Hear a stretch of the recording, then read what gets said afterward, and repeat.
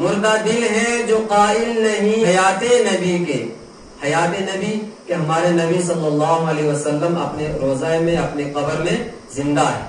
ہمارے نبی اپنے روزے میں کہ جب ہم نے پڑھ لیا لا الہ الا اللہ محمد الرسول اللہ، جب ہم نے یہ کلمہ پڑھ لیا اب ہماری کوئی پہچان نہیں، ہماری کوئی شناخت نہیں، ہمارا کوئی بھی نام نہیں، ہماری کوئی جماعت نہیں، ہمارا کوئی گروہ نہیں، ہمارا صرف اور صرف ایک نام ہے، وہ ہے مسلمان. وہ کیا نام ہے؟ وحدت کی سب سے زیادہ ضرورت ہے.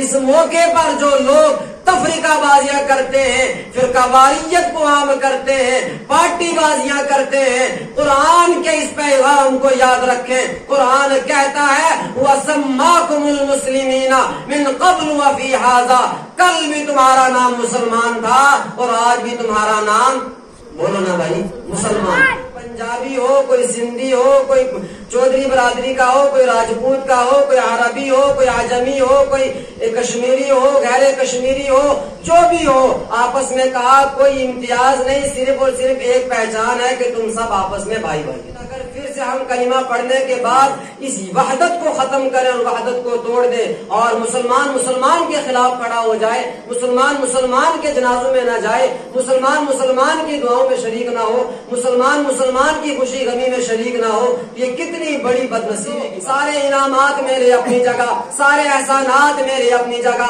ساری میری نعمتیں اپنی جگہ، لیکن میرے بندو قدر کرو. ایک نعمت میں نے تمہیں ایسی دی ہے کہ یہ نعمت میرے خزانے میں بھی صرف اس لیے پیدا تم میں سے کیا ہے، لیکن یہ تمام کائنات کا سردار ہے، تمام مخلوق کا سردار ہے. یہ نعمت میں نے تمہیں دیوار سے نور ہے، اور نور ہی نہیں بلکہ مینارہ نور ہے، اور مینارہ نور ہی نہیں بلکہ منبع نور ہے، منبع نور ہی نہیں بلکہ مخزن سے ہے. لیکن ہماری طرح مسکراتے تھے. یہ جو دانت ہیں، دانتوں کے بیچ میں چھوٹی سی باریک سی جگہ ہوتی تھی، یہاں سے نور نکل کر دیواروں پر پڑتا. کہ میرے نبی کا چہرہ ایسا تھا کہ وہ 14ویں رات جس طرح اس کا چاند چمکتا تھا اس سے زیادہ میرے نبی کا چہرہ روشن. اب یہ کہتا ہوں کہ اس جیسا دیکھتا تو تب جب میں نے بنایا ہوتا، محمد الرسول اللہ جیسا میں نے کوئی ثانی نہیں بنایا.